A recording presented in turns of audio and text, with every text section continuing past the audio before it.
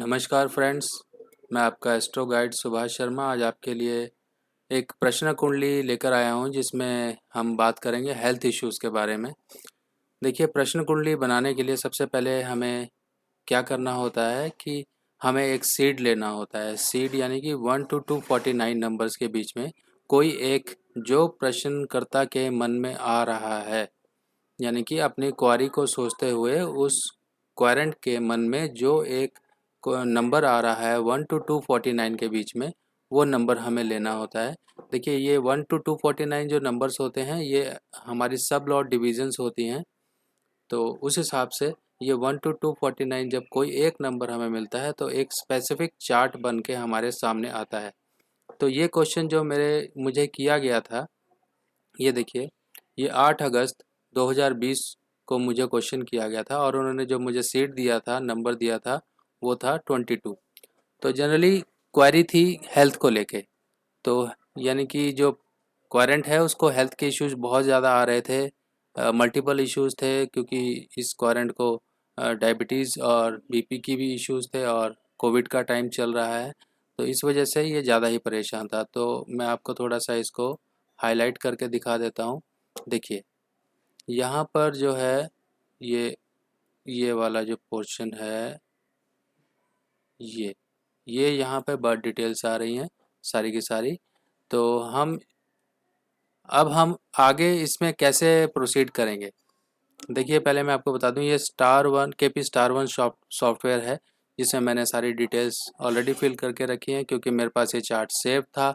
तो आज मेरे मन में आया कि आपके साथ ये प्रश्न कुंडली के बारे में भी कुछ डिस्कस किया जाए। तो ये देखिए, अब हमें क्वेश्चन को इसमें बढ़ना कैसे आगे, कि हमें हेल्थ के इश्यूज़ को अगर हमने एनालाइज करना है और उसकी रिकवरी को देखना है तो हमें आगे इसमें कैसे प्रोसीड करना है।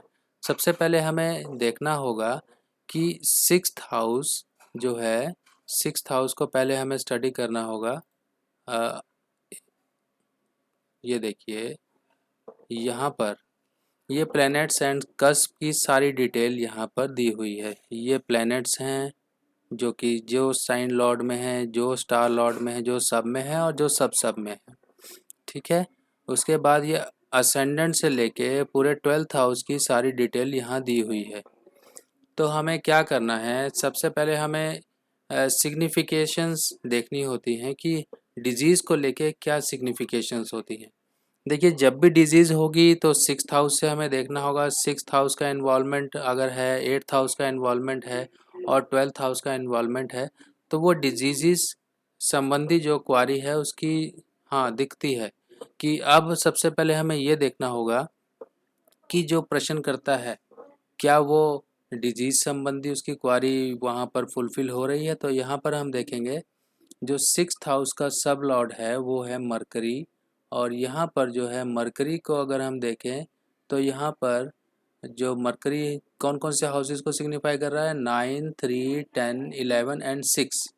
तो यहाँ पर जो उसका डिजीज़ और जो उसकी हेल्थ इश्यूज़ को लेके, बीमारी को लेके जो क्वेश्चन है वो यहाँ पे फुलफिलमेंट दिखाई दे रही है कि हाँ, क्वेश्चन उसका स्पेसिफिक है, जेन्युइन है और हेल्थ इश्यूज़ से लेके ही वो क्वारी का उसका मेन पर्पस है।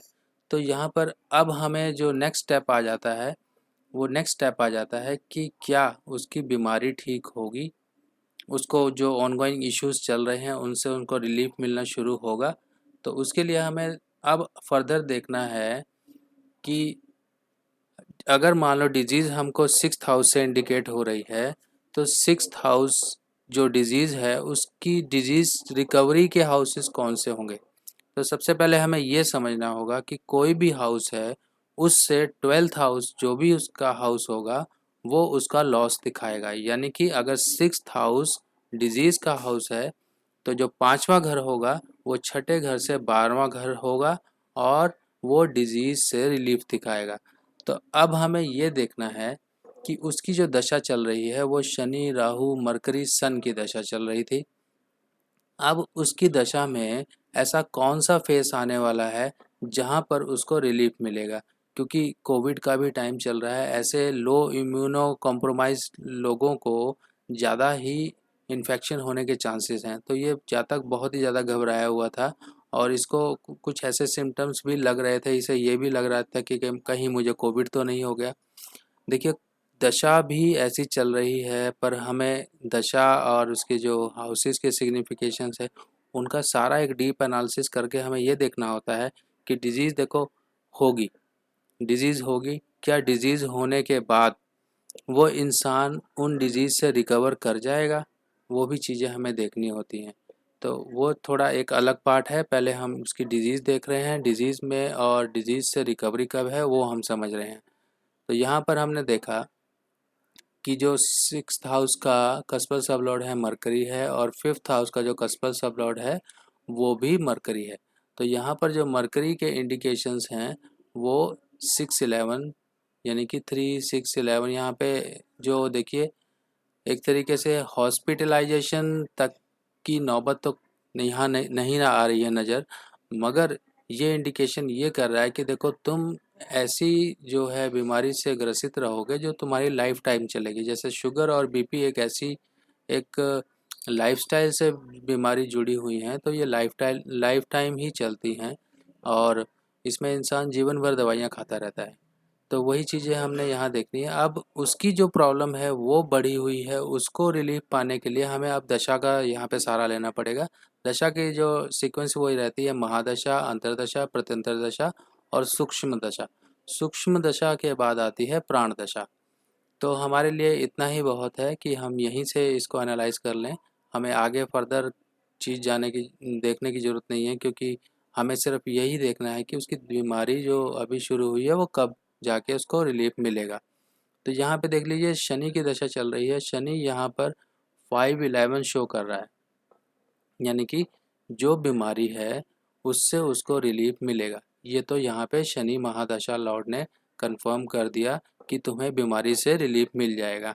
अब ये बीमारी से फाइनल रिलीफ के लिए हमें देखना होगा कि कौन सा फेस अच्छा बन रहा है। देखिए राहु मरकरी यहाँ पे आगे जो फेस है, राहु का थोड़ा सा ठीक नहीं है, राहु ज़्यादा सपोर्टिव नहीं है। तो मरकरी जो है, मरकरी भी यहाँ पे बीमारी ही इंडिकेट कर रहा है। ठीक है, अब यहाँ पे सन को देख लेते हैं। सन यहाँ पर 5 को इंडिकेट कर रहा है, साथ में 6, यानी कि देखो बीमारी तो रहेगी। ठीक है, और उसके बाद आ जाते हैं मार्स।